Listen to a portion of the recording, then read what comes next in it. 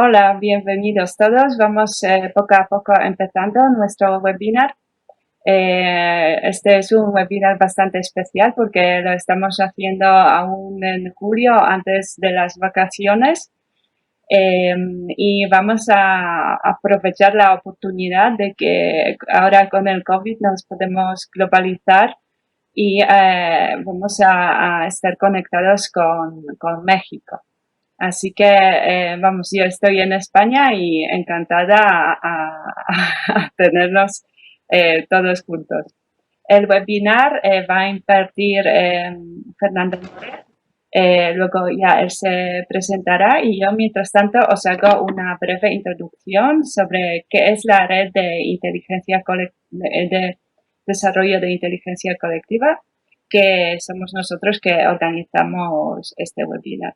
También agradecerle a Tania González, digamos, su buena mano y su ayuda en la organización, porque sin ella no sería posible. Entonces, ¿de qué nos ocupamos en la red? En la red, pues estamos desarrollando diferentes webinars y los temas de nuestro interés son ciencia y tecnología. Claro, lo primero la inteligencia colectiva, ¿no? Pero luego, digamos, la vemos a través de diferentes dimensiones. Como decía, ciencia y tecnología, estamos también bastante involucrados en cuestiones de futuro del trabajo, de ciencia ciudadana, innovación y sostenibilidad y también, ¿por qué no? Algunos webinars tratamos temas como arte o emoción. ¿Dónde nos podéis encontrar? Pues sobre todo estamos en LinkedIn, creo que ya tenemos más de 3.500 contactos. Digamos, este es nuestro canal principal donde anunciamos todo y luego también estamos en Meetup. En Meetup tenemos diferentes grupos, el grupo de, digamos, inteligencia colectiva, luego tenemos arte de innovarse y también avanza conciencia. Este webinar, igualmente que los otros, intentamos grabarlos y los colgamos en nuestro canal en YouTube. Así que para los que lo ven o lo verán en diferido, bienvenidos también. Luego tenemos el blog donde también escribo entradas y en Eventbrite también anunciamos los eventos. También, digamos, pues además de las conferencias, cursos, también hacemos la consultoría y las promociones en Facebook y también en WhatsApp. Vale, pues esto ya es todo. Muchas gracias. Es una introducción muy breve porque lo más interesante es lo que nos va a contar Fernando. Muchísimas gracias a todos quienes asisten el día de hoy. Es un honor para mí presentar esta conferencia aquí con ustedes. Y bueno, pues además conectado con compañeros de España, así que es un gran placer. Me permito presentarme, mi nombre es Fernando Moret. Estudié filosofía y me especialicé en filosofía de la economía en la Ciudad de México, en el Instituto de Investigaciones Filosóficas de la UNAM, y posteriormente hice un doctorado en London School of Economics en Londres. Y bueno, pues ya estoy aquí de regreso a México para trabajar aquí con toda la gente. El día de hoy voy a presentar un avance de mi trabajo de investigación sobre la libertad, ingeniería y diseño en las ciencias sociales. Normalmente las ciencias sociales se presentan, las ciencias básicas, a lo que se dedican es a predecir y explicar fundamentalmente y a crear taxonomías, lo que llamamos a veces ciencia básica, física, biología, etcétera, el descubrimiento de la teoría de la evolución, la explicación de las especies, etcétera. Y separadamente a las ciencias básicas está la ingeniería. Actualmente en ciencias sociales han implementado este nombre de ingeniería como tal, ingeniería de instituciones, y de hecho describen a las instituciones como máquinas. de una manera metafórica, ¿no? A las instituciones del Estado o a las instituciones privadas. Entonces, por esas razones que llamo a mi trabajo ingeniería en ciencias sociales. Y se trata, por ejemplo, realmente de diseñar nuevas instituciones de mercado que, por ejemplo, produzcan más igualdad, o nuevas instituciones del Estado que sean menos corruptas, más eficientes, etcétera, etcétera. En este contexto estoy presentando este trabajo para ustedes. Y bueno, pues entraré ya en la segunda lámina. Bien, pues miren, en esta segunda lámina está representado el análisis de la pobreza a nivel mundial. Aquellos países que están más anchos en este mapa son los que tienen mayor pobreza. Y en este caso, los países que tienen mayor pobreza pues son India, una parte de China todavía. Ajá.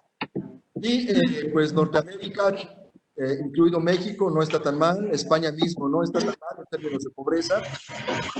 Muchas gracias, muchas gracias. Les comentaba que son 830 millones de pobres extrema, en pobreza extrema, con menos de $1.25 al día. O sea, la pobreza sigue siendo un problema mundial muy serio.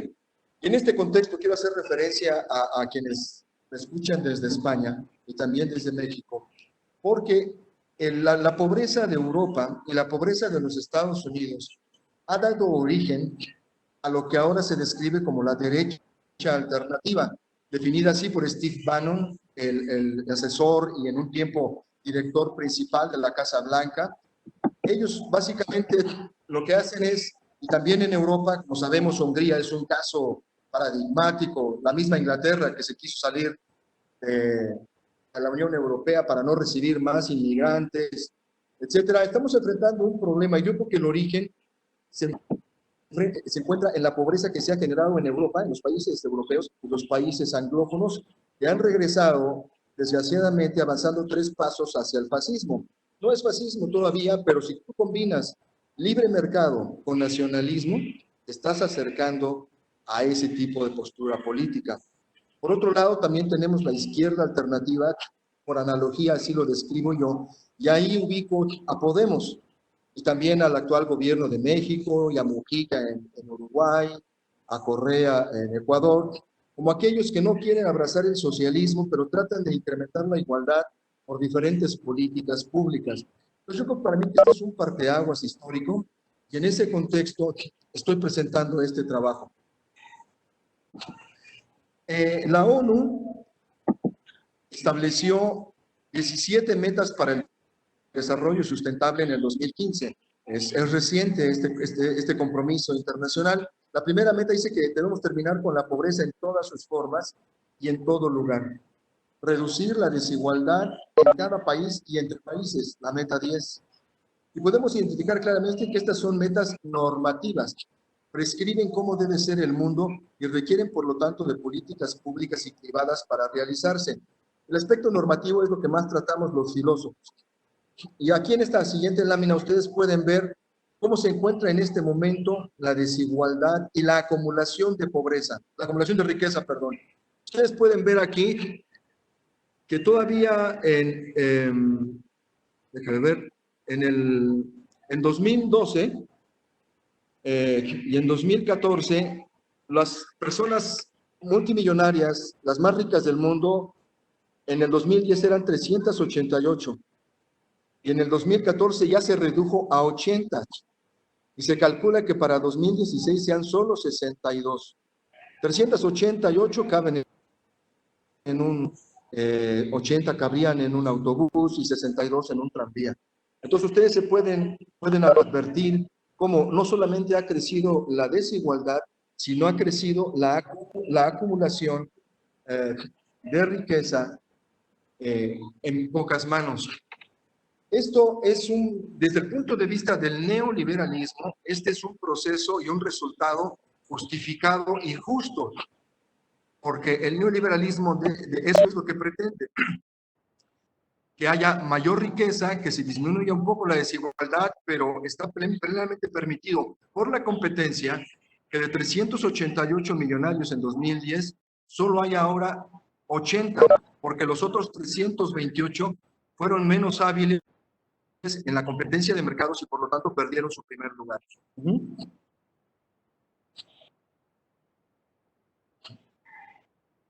Entonces, pues bueno, repito que este es un resultado legítimo desde el neoliberalismo, ¿no? Y es en parte a lo que Podemos ha estado oponiéndose y otros partidos políticos en Europa. Después ahora pobreza y desigualdad global. Ustedes pueden ver aquí que China ha disminuido su pobreza enormemente en pocas décadas. Ellos tenían 800 millones en extrema pobreza y la redujeron muchísimo en la primera gráfica arriba. ¿Se pueden dar ustedes cuenta?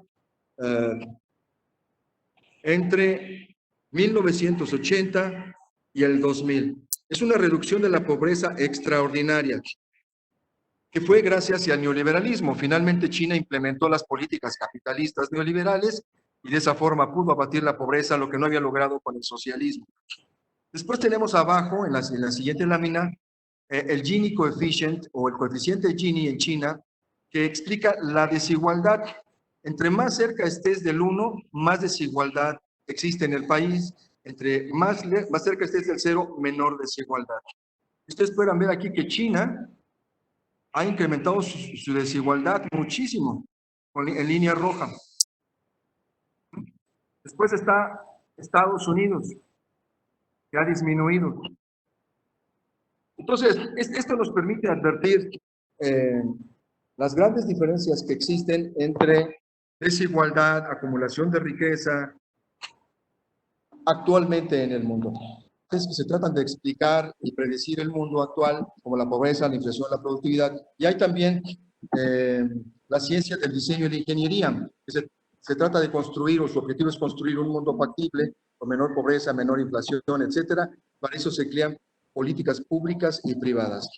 ¿Cuál es la visión mecánica de las ciencias sociales? En filosofía de la ciencia existe la visión mecánica de las teorías del conocimiento científico versus la definición sintáctica y la semántica. Aquí básicamente de lo que se trata es de que en ciencias sociales y en filosofía se tratan a las instituciones desde la física y desde la mecánica. Se les describe como máquinas creando mecanismos, etcétera. Incluso el premio Nobel de Economía, Leonid Hurwitz, ganó el premio Nobel hace 4 años precisamente por su teoría del diseño de instituciones y mecanismos. Este es un cambio importante porque es algo novedoso en las ciencias sociales que empezó aproximadamente en los 80s y 90s, ¿no? Describir a las sociedades como, y a las instituciones como máquinas.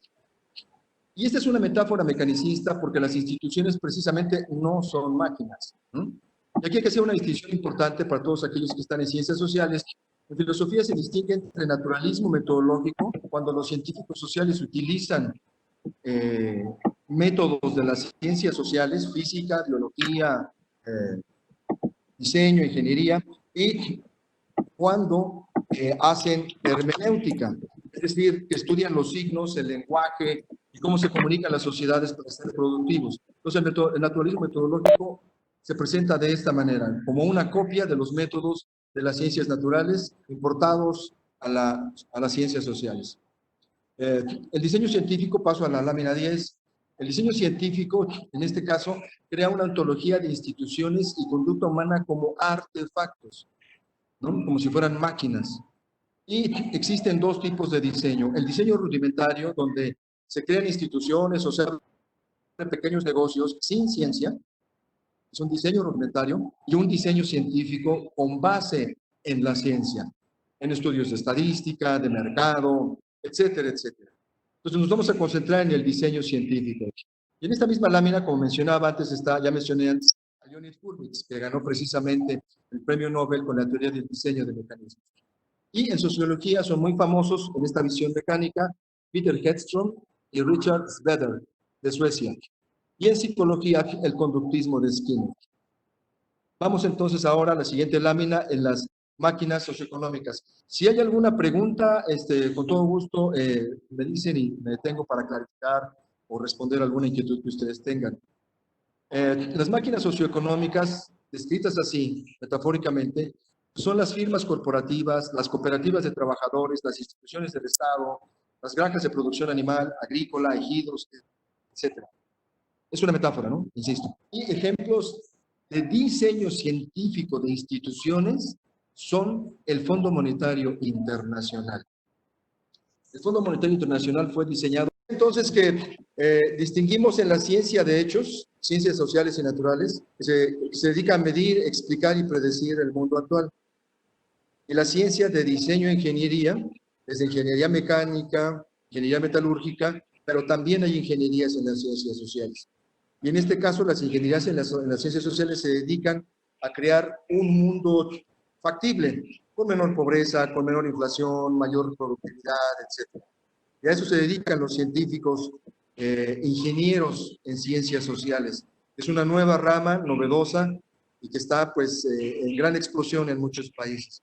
Diseñar instituciones. Y entonces en este contexto tenemos políticas públicas y privadas que requieren argumentos normativos filosóficos para su justificación y ciencia de calidad y eficaz para su exitosa implementación. Por ejemplo, si Podemos o cualquier partido político desea implementar una nueva política pública, la justificación es definitivamente filosófica. Y para que esa política se lleve a cabo, se necesita la participación de científicos sociales que nos digan cómo diseñar la institución para que sea eficiente, menos costosa, etcétera.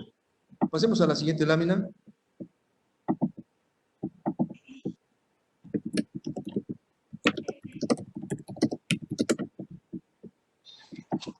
Ahora, en filosofía les mencionaba ya antes que ahí está la visión mecánica, la visión sintáctica y semántica. Nos vamos a concentrar fundamentalmente en la visión mecánica. Y bueno, aquí se trata de que los científicos describen a las instituciones, como mencionaba antes, como máquinas. Y esto es parte del naturalismo metodológico porque las ciencias sociales copian métodos de las ciencias naturales. La siguiente, por favor. El diseño científico, la conducta humana misma y las instituciones diseñadas son consideradas como artefactos, como máquinas. Mencionaba también que el diseño puede ser rudimentario cuando un pequeño empresario abre un negocio pequeño, un taller mecánico, una tienda de abarrotes, a como él entiende. Y está el diseño científico, cuando se trata de diseñar amplias instituciones, como el Fondo Monetario Internacional, que requirió de mucho conocimiento científico. Y ha sido adoptada en ciencia política, en economía, en sociología y en psicología. La siguiente, por favor. Un ejemplo de máquinas socioeconómicas son las máquinas, las firmas corporativas, las cooperativas de trabajadores, las instituciones del Estado, las granjas de producción animal, etcétera. Y, en particular, los ejemplos más exitosos de diseño de instituciones que funcionan bien como máquinas es el Fondo Monetario Internacional, el Servicio Nacional de Salud británico, que se llama NHS, el Obamacare y Telmex en México, y ahorita también la petrolera mexicana Pemex, que está bajo rediseño y todo esto en estos momentos. El Servicio Nacional Británico es uno de los ejemplos más destacados porque lo que hizo Margaret Thatcher en ese momento fue implementar la competencia entre hospitales. No privatizó, pero implementó la competencia y cada clínica hospitalaria recibía más o menos fondos dependiendo de qué tan eficiente y rápida era atendiendo enfermos, cuántas personas se morían, etcétera, etcétera. Entonces copiaron el mecanismo del mercado y lo implementaron en las instituciones públicas de Inglaterra, en particular el servicio público. Es un ejemplo muy destacado. Aquí uso estos ejemplos, aclaro, porque son los más claros, pero no implican en este momento de mi presentación una afiliación política de mi parte, ¿no? En este caso es un diseño pues casi neoliberal. El Obamacare pues también fue diseñado con muchas fallas, como ustedes saben, pero bueno, fue otro ejemplo de una institución diseñada. Teléfonos en México es otro ejemplo. Y el más importante y en el que me voy a concentrar ahora es la subasta de la Comisión Federal de Comunicaciones de los Estados Unidos, que ha sido la máquina socioeconómica, la institución pública más exitosa por diseño de científicos sociales, en particular economistas experimentales. Pasemos a la siguiente. Me voy a dar prisa para que terminemos a la 1 y hay espacio para debate, son 12:44. El diseño en ingeniería, existen éxitos importantes. La teoría del diseño de mecanismos en economía y el diseño institucional e ingeniería electoral son actualmente ciencias importantes en las ciencias sociales. En los mercados internos está el Servicio Nacional de Salud, NHS, como lo mencionaba antes, las subastas de licencias de telecomunicaciones en Estados Unidos y los fracasos y problemas de la ingeniería social en países socialistas. Porque los socialistas también crearon instituciones diseñadas, pero su diseño no fue exitoso, en particular la centralización de la información y la planificación centralizada de la economía no funcionó. Entonces lo que creó fue alineación y control, intromisión del Estado excesiva, en firmas corporativas, etcétera, etcétera. La planeación central pues requería una vigilancia masiva, además de un conformismo cultural y el acceso de datos por redes sociales, etcétera. Entonces, ahí está un ejemplo de fracasos, particularmente en el socialismo, por la tesis de Marx, que nadie quiso revisar sobre la planificación centralizada. Pasemos al siguiente, por favor. El filósofo Karl Popper rechaza la ingeniería social global y la utópica, como la revolución cultural en China, la república perfecta de Platón, etcétera, etcétera. Él es un crítico de la ingeniería social y la ingeniería institucional. Más bien él dice que en lugar de buscar grandes cambios de la sociedad, como lo intentó el nazismo y el socialismo, hay que hacer ingeniería por partes y ver cómo va funcionando la sociedad, es decir, por ejemplo, reformar el sector agropecuario y después pasar a otro, hacerlo por partes. Esa fue una crítica importante en aquellos años de la confrontación entre los dos bloques socialista y capitalista, cuando Popper estaba, por supuesto, ahí en Inglaterra, en London School of Economics. Las nuevas técnicas de negocios y administración y los nuevos impuestos de importación, estabilización de precios y la exportación de la democracia a Medio Oriente son ejemplos de cómo fracasó esta ingeniería de diseño institucional cuando las potencias europeas trataron de reformar las sociedades musulmanas. Fracasaron. Y también las exportaciones de la democracia. Eso otro caso global, similar a la revolución cultural china, que han fracasado, ¿no? Contra Popper, la privatización de Rusia mostró un éxito en la ingeniería global. Cuando Rusia cae del socialismo, se logró privatizar toda Rusia en 4 años de manera muy eficaz.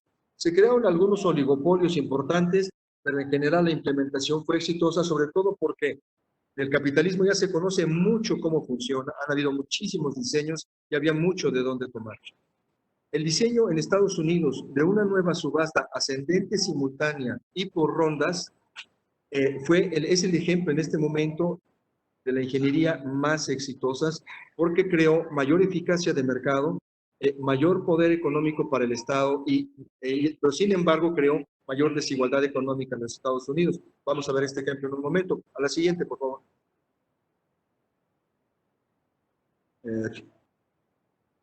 La subasta de la Comisión Federal de Comunicaciones de los Estados Unidos.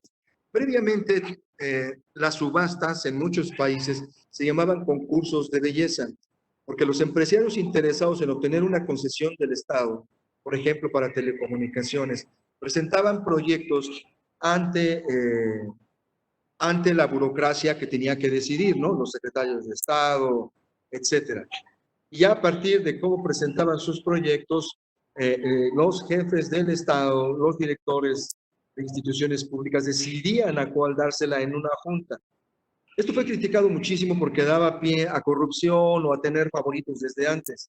Entonces, pensaron los economistas cómo evitar estos problemas del concurso de belleza, de la subasta por concurso de belleza, y en 1993 en Estados Unidos, la Comisión Federal de Comunicaciones hizo una convocatoria pública por primera vez para el diseño de una institución de subasta nueva.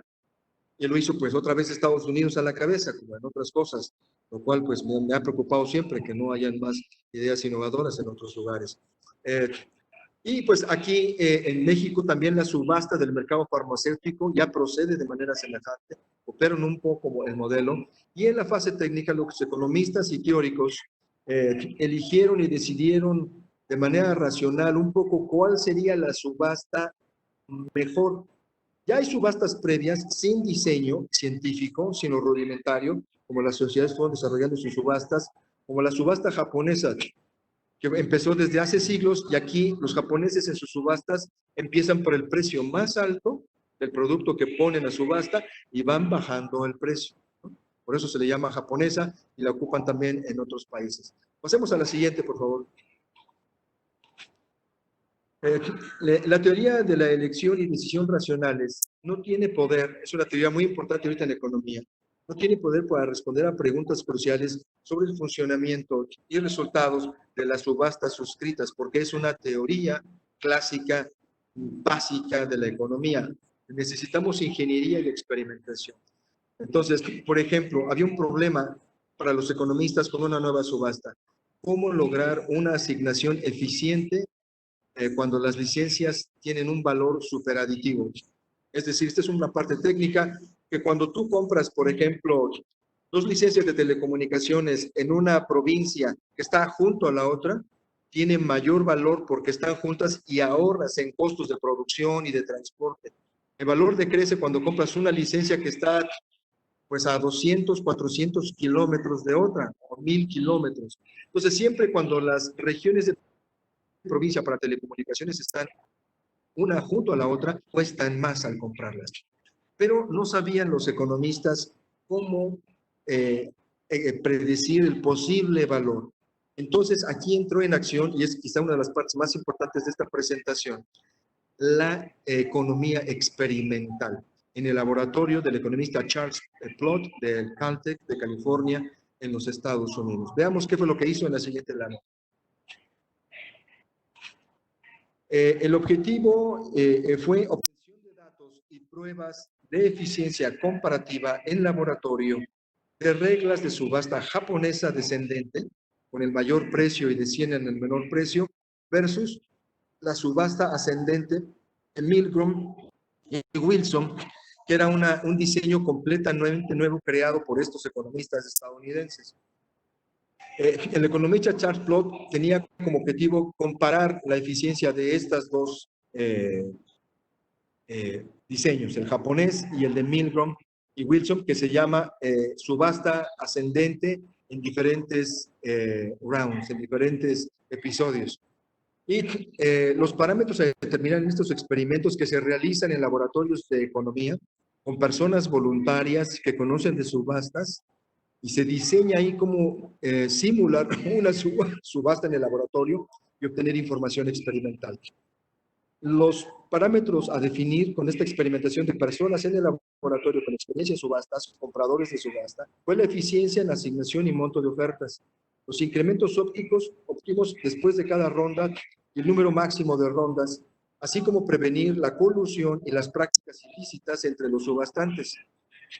El resultado de este diseño, en resumen, fue que recabaron en las subastas 60 billones de dólares en los Estados Unidos y 34 billones en el Reino Unido, con el economista Ken Bingo, con quien trabajé en algún momento.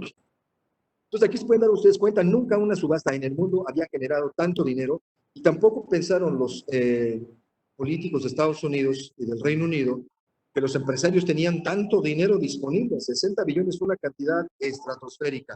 Esto se hizo para asignar las licencias de telecomunicaciones de los teléfonos que ahora conocemos, ¿no? Motorola, Huawei, etcétera, etcétera. Pasemos a la siguiente.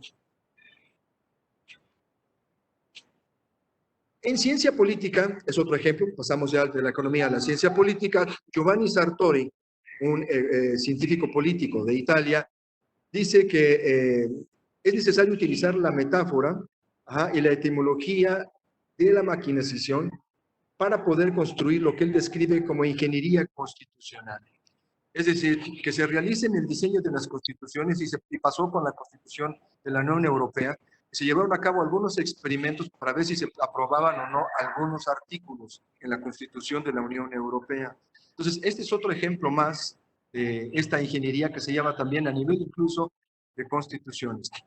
Y en el plano del diseño es muy importante lo que Jeremy Bentham dijo en algún momento desde su política del utilitarismo, que el mayor grado de la felicidad, el mayor número, es lo que debemos tratar de obtener en las políticas públicas.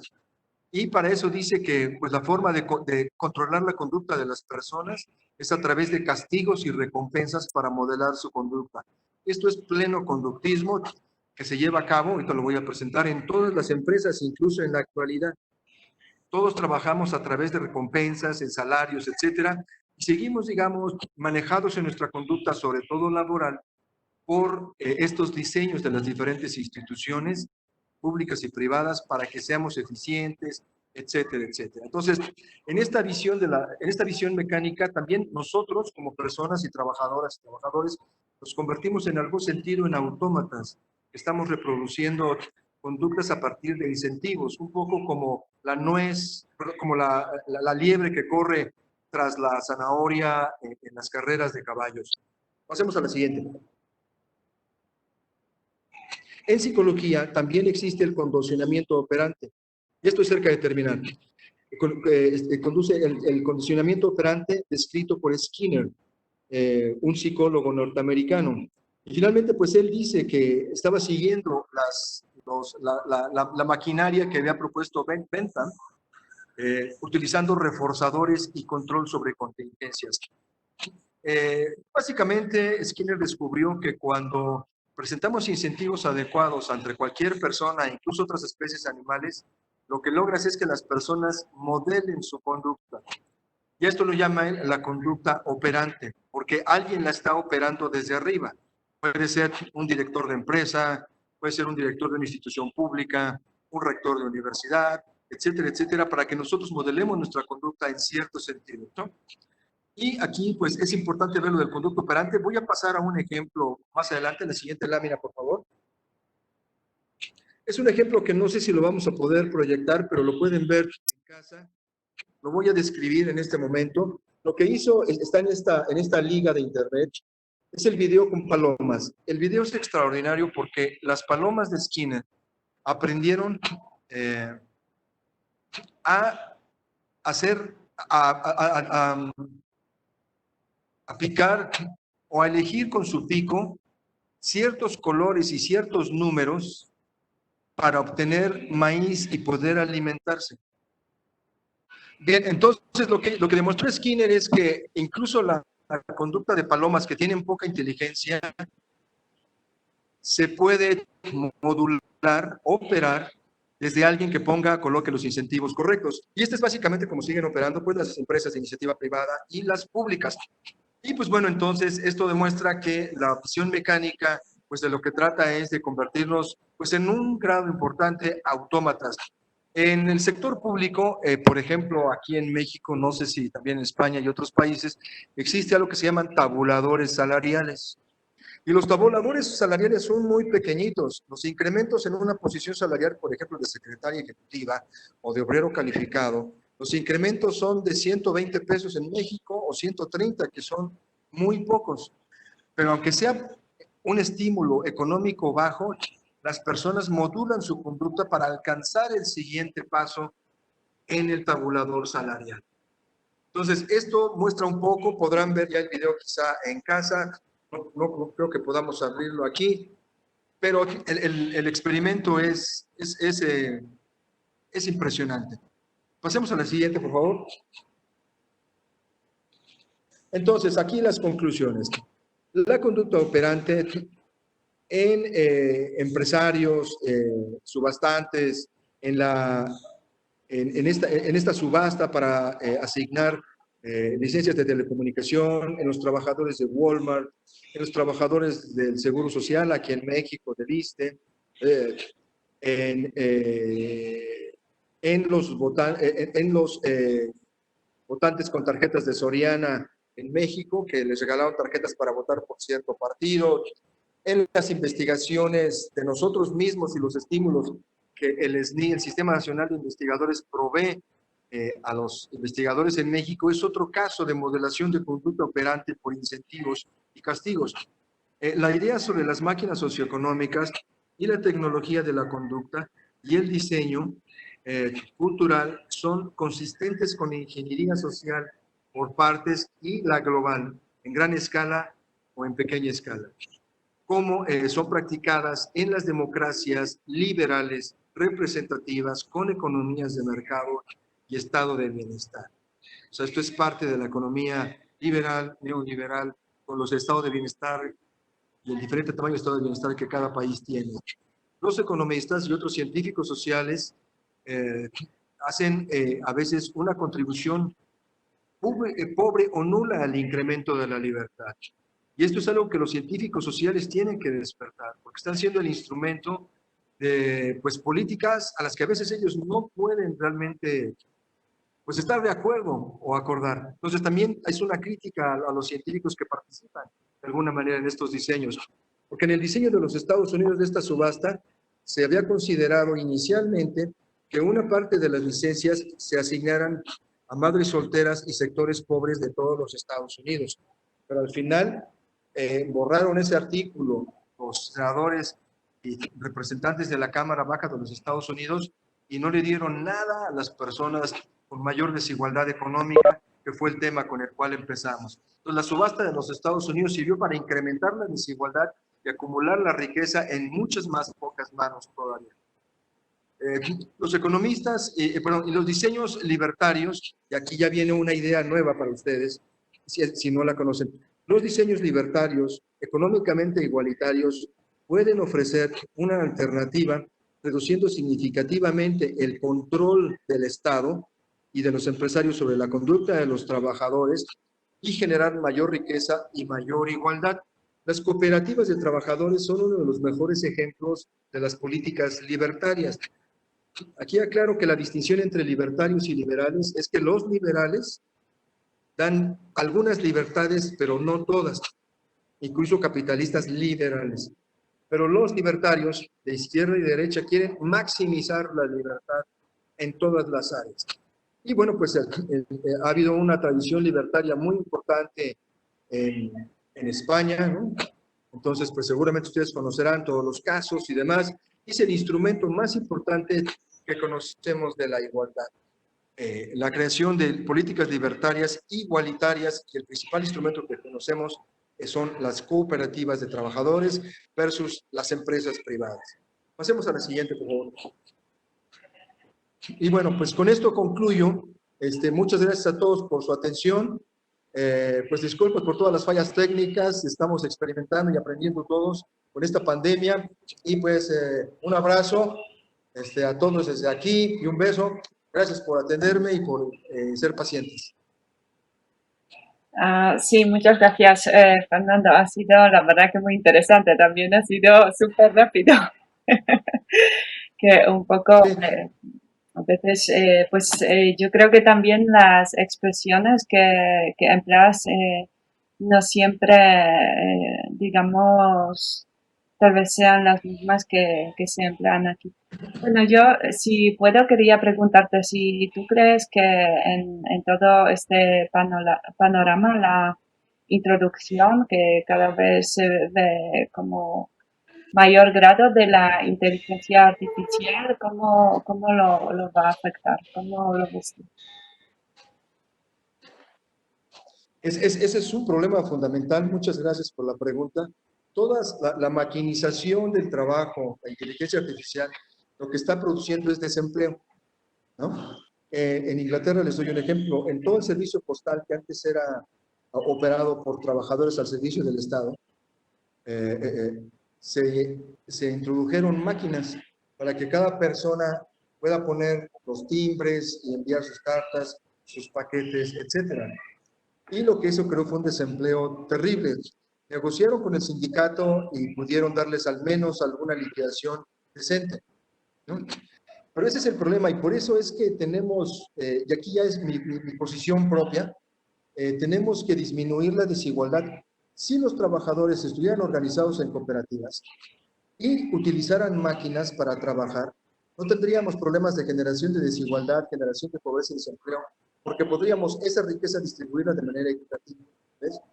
Entonces, yo creo que la única forma de atacar los problemas y todo lo que desata la pobreza. Aquí en México, como ustedes saben, ha habido un gran incremento de la violencia horrenda incluso, precisamente por la pobreza. El nazismo tuvo como origen mucho que ver con la pobreza. Y la nueva ola de la derecha alternativa en Europa y en Estados Unidos tiene también que ver con la pobreza. Entonces, la maquinización y la inteligencia artificial y el reemplazo de trabajadores por máquinas va a exacerbar esta pobreza y crear mayor resentimiento social, ¿no? Y saquen a los inmigrantes, ¿no? Y como sabrás, en Inglaterra, pues ya no quieren que nadie esté, ni los españoles, ni los alemanes, ni nadie y están controlando ya la inmigración. Entonces, pues, es otra amenaza. En otras palabras, la respuesta simple es la maquinización y el implemento de inteligencia artificial es una amenaza para la desigualdad, el incremento de desigualdad, incremento de pobreza y muchos problemas de violencia social y salud social. Vale, gracias. No sé si alguien más quiere preguntar. Ahora podéis poner vuestros micrófonos a funcionar y si queréis podéis ir preguntando.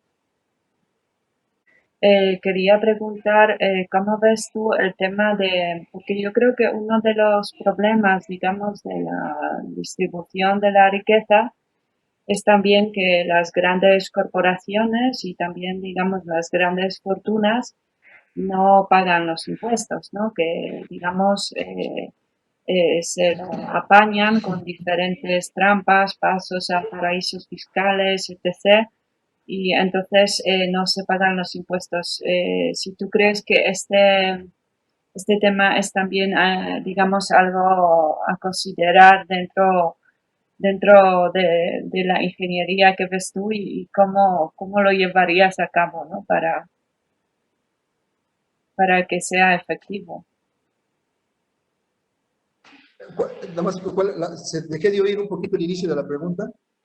Quería preguntarte sobre las medidas fiscales, ¿no?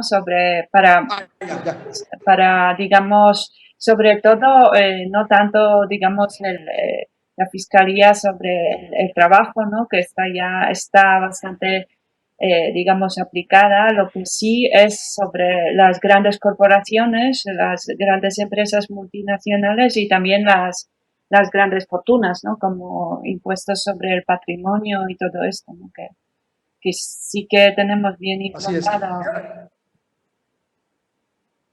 Así es, mira, es un tema muy controversial en muchos países y sobre todo en Europa, porque en Europa es donde existen los impuestos más altos en general comparativamente. Incluso el impuesto de la herencia es muy altísimo y en Inglaterra estaban considerando incrementarlo todavía al 25% de las herencias, sobre todo bienes raíces. El problema aquí y además de eso, la evasión de impuestos. Las empresas aquí en México y en muchos países pueden iniciar ciertas demandas que el marco legal permite para retrasar el pago de impuestos a veces por décadas. Aquí en México esto se está corrigiendo con el actual gobierno de izquierda alternativa bajo la presidencia de López Obrador y precisamente lograron eso, que se paguen impuestos. Aunque es un problema, hay una tensión aquí que hay que advertir, al menos para explicarlo, para tomar partido. El capitalismo liberal, y más aún el libertario, pide que se cancelen todos los impuestos que se utilizan fundamentalmente para políticas redistributivas.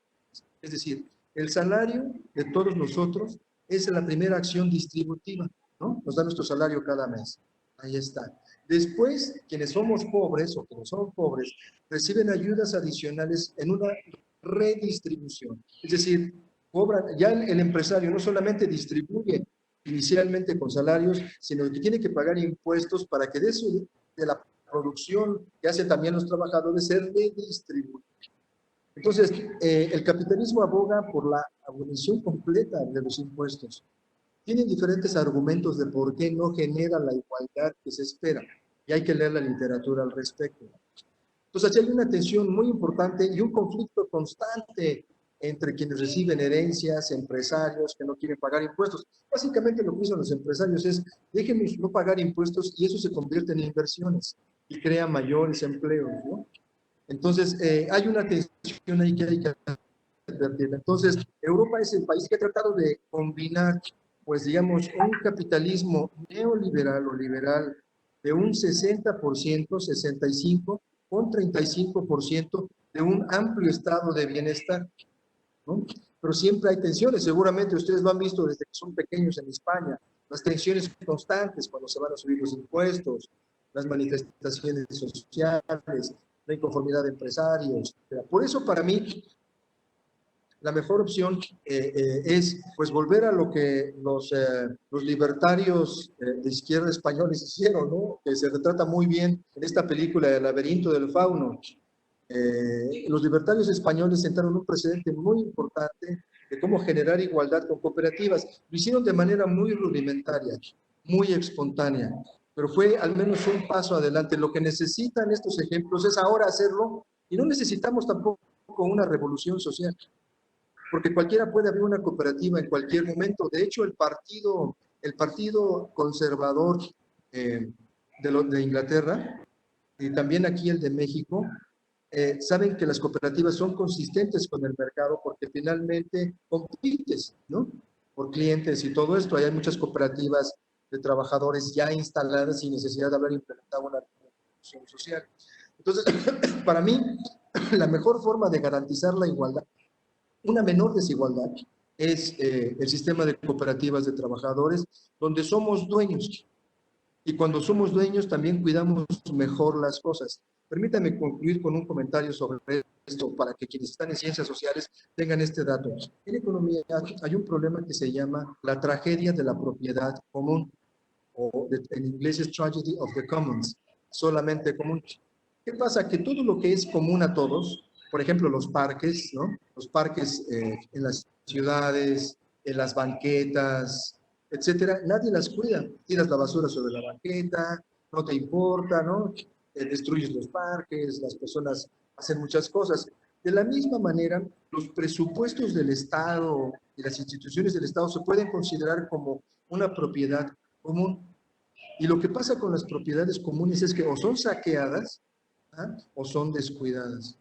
Entonces, lo que aseguran las cooperativas, a diferencia de las instituciones del Estado, es que como los trabajadores son dueños, sí las cuidan y trabajan más.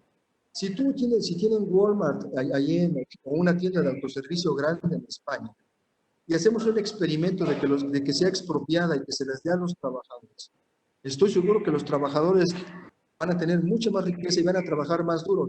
Aquí hay un ejemplo de una cooperativa refresquera que se llama Pascual, y los trabajadores de Pascual en una generación lograron convertirse de clase proletaria baja, de clase media y algunos casi de alta. Tienen un deportivo para ellos solos, con alberca y para sus familias. Entonces, esto muestra que las cooperativas son un mejor mecanismo de riqueza. Y esto se llama izquierda libertaria, ¿no? O igualdad libertaria, porque también se trata de reducir el Estado, ¿no? Y darle a los trabajadores la propiedad, por ejemplo, de las instituciones de salud. Es decir, vamos a darles la institución a los doctores, las enfermeras, que sean los dueños, y incluso podemos privatizar en manos de cooperativa de trabajadores a las instituciones de salud. Gracias. Sí. Bueno, yo sobre el tema de la tragedia de lo común, ¿no? Como creo que se traduce aquí, pues yo creo que ya ahí la cuestión es que se ha comentado, digamos, lo que sea el ejemplo este, que al final ahí el presentado igual que el parque no era un bien común, sino un bien de acceso abierto, que también es diferente porque existen, digamos, bienes que son competitivos o no, ¿no? Que es decir, que alguien use el parque significa que no puede usar el otro, pero por ejemplo en temas de cultura o de conocimiento el caso no es así, porque que alguien lea el artículo no significa que le quite el valor a que lo lea otro, ¿no? Pero bueno, de todos modos me parece bien interesante, ¿no? Lo que planteas y el hincapié que pones sobre el tema de las cooperativas.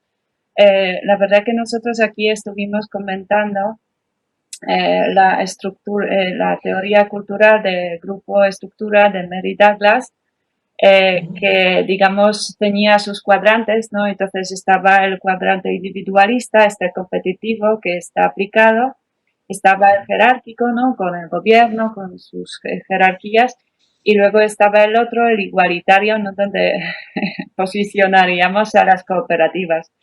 Y uno de los problemas que veíamos ahí era que justamente el cuadrante individualista, porque tampoco, digamos, el tema es que uno u otro sea la respuesta a todo, ¿no? Ni, digamos, Claro.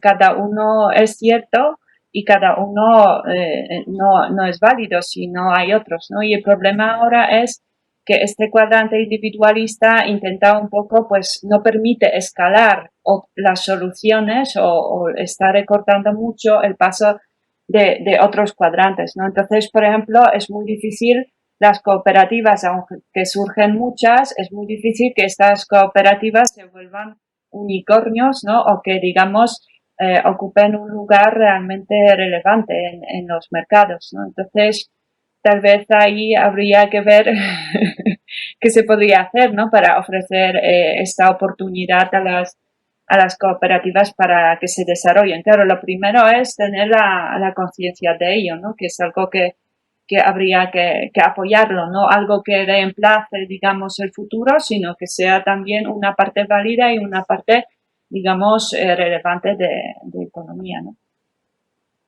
Sí, concuerdo contigo plenamente. O sea, las cooperativas y otras formas de organización económica no serían una utopía en ese sentido. O sea, ni una sociedad donde todos seamos buenos y nobles, y no haya egoísmo, etcétera. No.